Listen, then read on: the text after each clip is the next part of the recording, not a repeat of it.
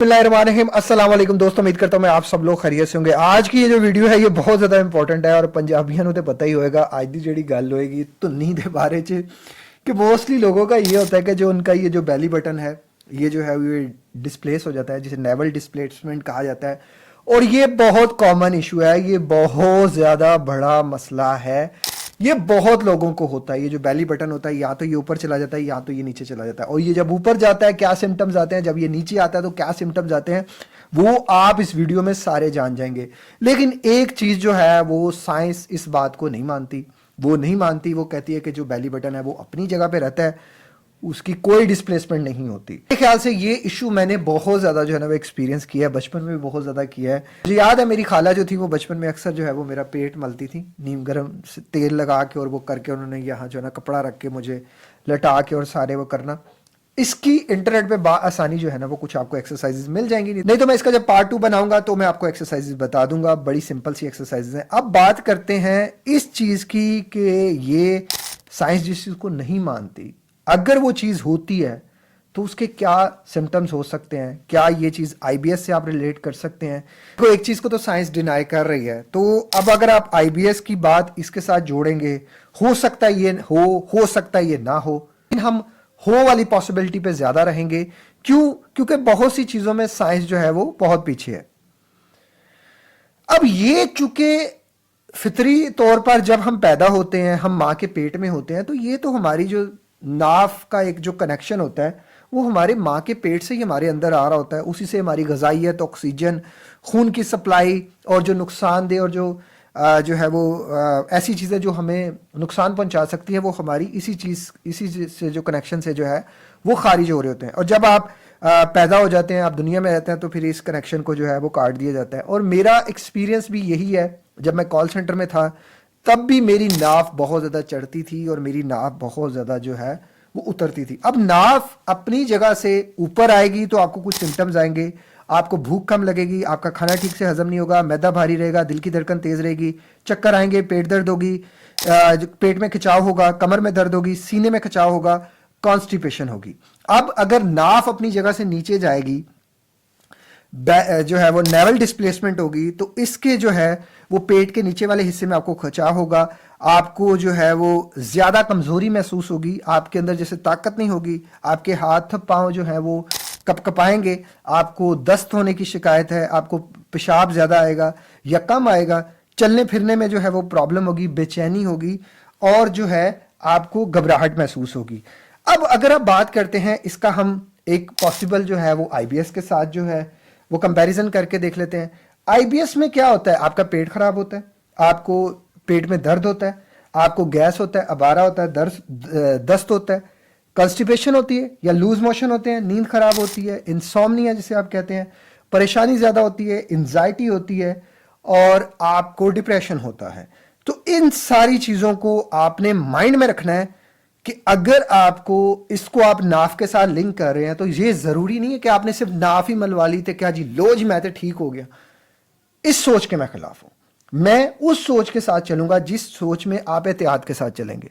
देखो, हमने कोई अंदर जाके थोड़ी किसी के पेट में देखा है कि सच में उसकी नाफ जो है वो ऊपर नीचे हुई है या उसको आईबीएस उसी की वजह से हो रहा है। तो आईबीएस को आप नाफ के साथ कह सकते हैं, उसको मेजोरिटी में चल सकते हैं, लेकिन फूड चॉइसेस बड़ी मैटर करती हैं।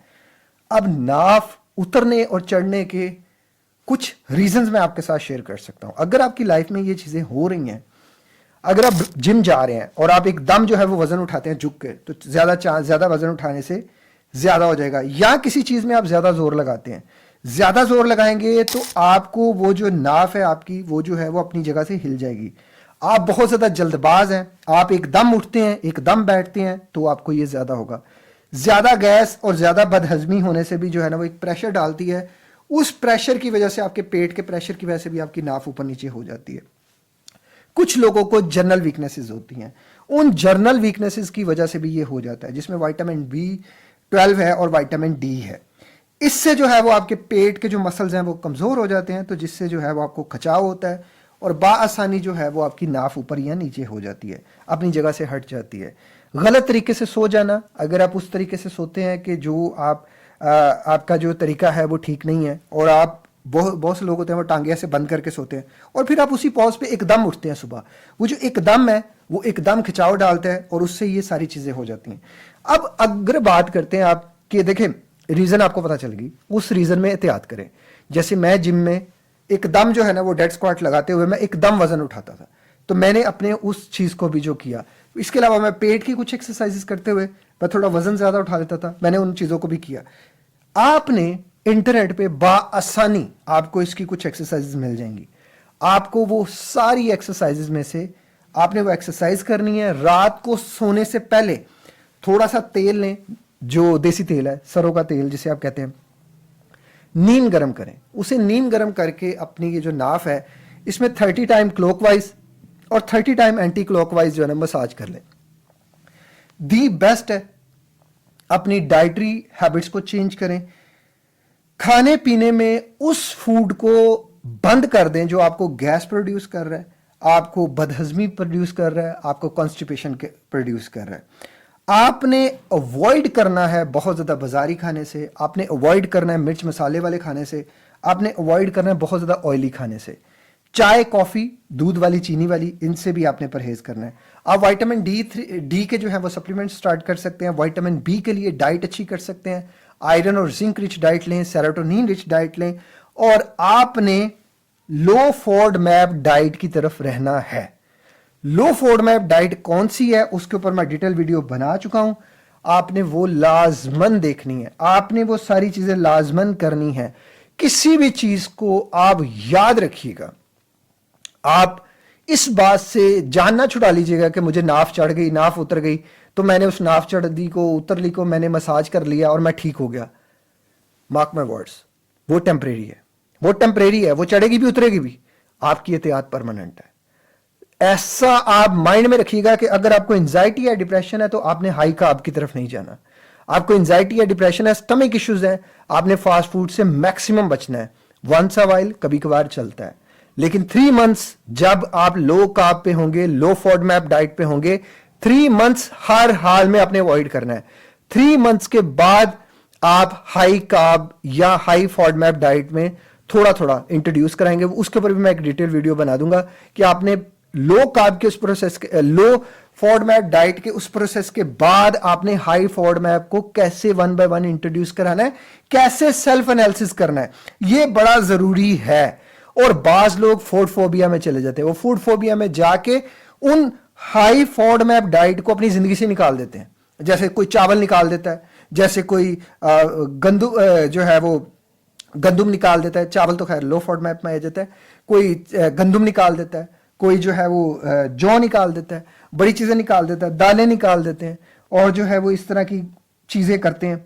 आपने उन सारी चीजों को 1 बाय 1 इंट्रोड्यूस कराना है। एक दफा कराया, थोड़ा डिस्टर्बेंस महसूस हुई, फिर दोबारा खाएं। फिर थोड़ा अगर हो भी गया तो कोई नहीं, इट्स ओके। टाइमिंग चेंज करके देखें, चीजों की जो क्वांटिटी चेंज करके देखें। लेकिन बात वही है ना, जो ताकत वाली चीजें वो भी आपको खानी है, वो भी आपको अपनी जिंदगी में डाल रखनी है। आपने देखना है, एनालिसिस करना है। दुनिया में सबसे बेहतरीन अगर कोई डॉक्टर है अल्लाह के बाद तो वो आपकी अपनी जात है। अपने लिए आपकी जात, आपकी बॉडी आपको बता देती है कि यार केड़ी चीज घट हो रही है तो केड़ी चीज ज्यादा हो रही है। जौन सी चीज कम हो रही है उसको ज्यादा करने की कोशिश करें और जौन सी चीज ज्यादा हो रही है उसको कम करने की कोशिश करें। इंशाल्लाह सब ठीक हो जाएगा। इसमें घबराने वाली या परेशान होने वाली कोई बात नहीं है। अल्लाह ताला हम सब के लिए आसानियां पैदा फरमाए। और अगर आप कहेंगे तो मैं इंशाल्लाह सेकंड वीडियो में आपको कुछ एक्सरसाइजेज जो है वो बता दूंगा कि ये चीज़ें जो हैं। और बाकी मैं बड़ी बेसिक एक्सरसाइज मेरी वालदा ने भी और मेरी खाला ने भी जो है वो, मेरी बड़ी बहन ने भी मुझे बताई थी कि मेरी ये अक्सर मेरी जो है ना नाइवल डिस्प्लेसमेंट हो जाती थी, तो नी जड़ी है चढ़ जाती थी, कभी लज जाती थी। तो ये कॉमन है यार, ये कोई इतना बड़ा नहीं है कि आप इसको कोई इतनी ज़्यादा करें, रिलैक्स रहें, ठीक है। इंशाल्लाह सब ठीक हो जाएगा। कहेंगे तो मैं इंशाल्लाह वीडियो बना दूंगा। अपना बहुत ख्याल रखिएगा, मुझे दुआ में याद रखिए। मिलते हैं किसी और वीडियो में किसी और टॉपिक के साथ। अल्लाह हाफिज़।